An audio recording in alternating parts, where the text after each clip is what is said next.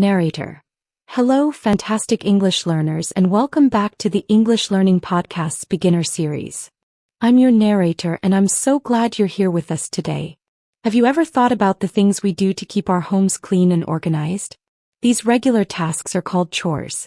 Chores are a part of daily life for almost everyone, whether you live alone, with family, or with roommates.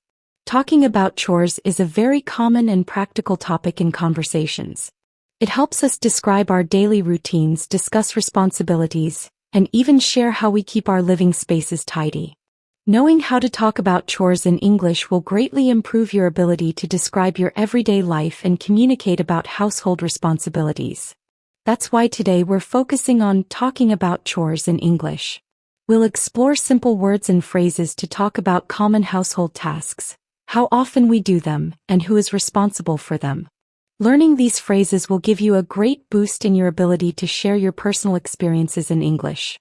In this episode, you're about to hear a natural and easy-to-follow conversation between two friends, Marcus and Clara.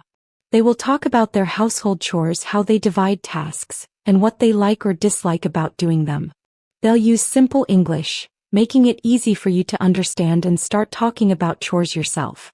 After their conversation, we'll have a short, active practice session to help you use these new words and phrases yourself. Listen closely to their simple English and the useful vocabulary they use. Get ready to expand your vocabulary and practice listening just by tuning in. Let's dive into the conversation. Marcus: Hi Clara. How are you today? My apartment is a bit messy right now, and it made me think about all the chores we have to do. Do you do many chores at home, Clara? What's your least favorite chore if you have one? Clara: Hi Marcus. I'm doing great, thanks. Oh, chores. Yes, they are a big part of my life. My least favorite chore is definitely doing the dishes. I really dislike washing plates, cups, and pans after meals. My hands get wet and sometimes the food is stuck strongly to the plates. It feels like a never-ending task, especially after a big dinner. I prefer when my dishwasher does it. What about you, Marcus? What's your least favorite chore? Marcus: Doing the dishes is a common least favorite, Clara. I totally understand about the wet hands and stuck food. My least favorite chore is cleaning the bathroom. I find it really tedious and difficult. You have to scrub the toilet, the sink, and the shower and make sure everything is sparkling clean. It's a lot of work and it's not very pleasant. What are some chores you do regularly, Clara? How often do you do them? Clara: Cleaning the bathroom is definitely a big job, Marcus. I agree, it's not the most pleasant. For me, I do several chores regularly. I make my bed every morning right after I get up. I do laundry about once or twice a week, usually on the weekend. I also vacuum the floors in my apartment every Saturday morning to keep them clean. And of course, I try to wipe down the kitchen counters every day after cooking. How about you, Marcus? What chores do you do often and how frequently?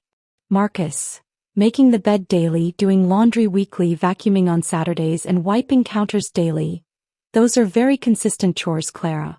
It sounds like you keep your place very tidy. For me, I take out the trash every day or every other day depending on how full the bin is.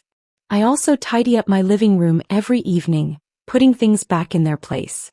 I clean the kitchen, wiping counters and cleaning the stove, usually 2 or 3 times a week. And I mop the floors in my apartment once every 2 weeks. Do you have a chore that you actually enjoy doing, Clara? Or one that you find relaxing? Clara: Taking out the trash, tidying up, cleaning the kitchen regularly, and mopping. You also have a good routine, Marcus. It's good to keep things in order. Actually, yes, I do have a chore I find quite relaxing. I really enjoy watering my plants. I have many houseplants and I love checking on them, giving them water, and sometimes moving them to catch more sunlight. Feels peaceful and I like seeing them grow and stay healthy. It's not a difficult chore at all. Do you find any chores relaxing, Marcus? Marcus: Watering plants sounds like a very peaceful chore, Clara. It's nice to connect with nature inside your home. For me, I find organizing my closet or bookshelves quite relaxing. It's not a daily or weekly chore, but I do it every few months. I like to sort my clothes, fold them neatly, and arrange my books by author or topic. It gives me a sense of accomplishment, and it's satisfying to see everything in its proper place. It helps me clear my mind too. Do you live alone or do you share chores with family or roommates, Clara? Clara: Organizing closets and bookshelves sounds very satisfying, Marcus. It's great to have things neat and tidy, and it definitely feels good to see the results. I live with my husband Liam and we share the chores. We try to divide them fairly. For example, I mostly do the cooking and he usually does the dishes. I vacuum and he cleans the bathroom. We both do laundry and take out the trash. It works well most of the time because we both contribute. How about you, Marcus? Do you share chores with anyone? Marcus, sharing chores sounds like a very good system, Clara. It's fair when both partners contribute. I live alone in my apartment, so I am responsible for all the chores myself. Sometimes it can feel like a lot of work, but it also means I can clean whenever I want and organize things exactly how I like them. I try to do a little bit every day so that the big cleaning tasks don't pile up too much. If you have guests coming over, do you do any extra chores, Clara? Clara, living alone means you have full control, Marcus. That's a good point about doing a little bit every day to avoid big piles of work. Yes, if we have guests coming over, we definitely do some extra chores. We make sure to clean the living room thoroughly, especially the coffee table and sofas. We also clean the guest bathroom very carefully, making sure it's spotless. We might also change the bed sheets if someone is staying overnight. And we try to cook a nice meal, which involves extra kitchen cleaning too. What about you, Marcus? Do you prepare your apartment differently for guests? Marcus, extra cleaning for guests is a must, Clara. A spotless living room and bathroom are important for visitors. Yes, when I have guests, I always do some extra cleaning too.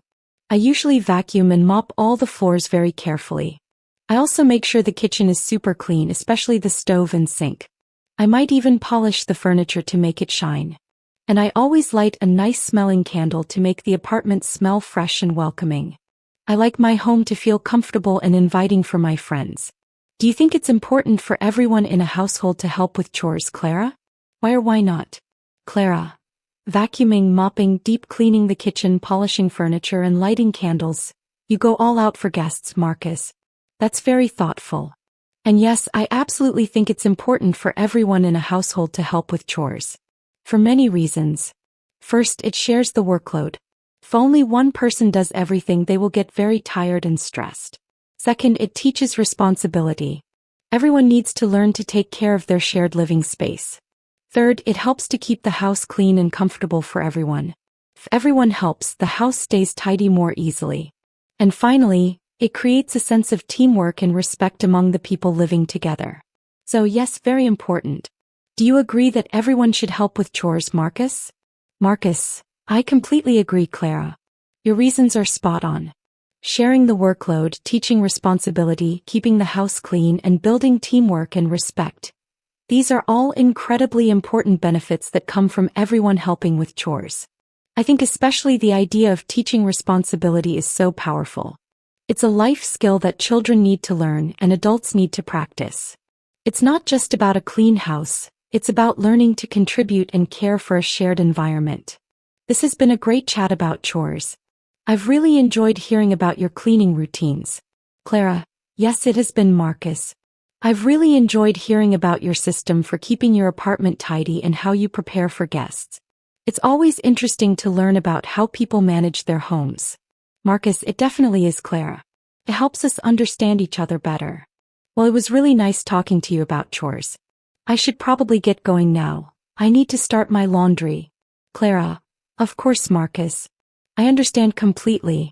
I hope your laundry goes well. It was really nice catching up with you and learning so much about your chores. Have a great rest of your day. Marcus, you too, Clara. Enjoy your tidy home. See you around soon. Clara, see you, Marcus. Practice session. Your turn to speak. Narrator. All right, fantastic learners, it's your turn to practice. I'll ask you a question about chores. Listen to my question, then say your answer aloud. Try to use the new phrases you heard today. What is one chore you do regularly at home? Good. Now, how often do you do that chore? Excellent. One more. Why do you think it's important to do chores? Narrator. Fantastic work. Now just quickly repeat these two important phrases after me. I do laundry once a week. It is important to clean the house. Narrator. You're doing great. Keep practicing talking about chores in English. Conclusion. Narrator. Wow, you've done an incredible job today. You just practiced a very practical and common topic, talking about chores in English. You can now confidently talk about different household tasks, how often you do them, and who helps with them. This is a fantastic step in your English journey. Remember to use these new phrases every day. The next time you are cleaning or helping around the house, try to describe it in English to yourself or a friend. Every time you practice, you're building real confidence step by wonderful step. Keep learning, keep speaking. Don't miss our next lesson in the beginner series. Goodbye for now.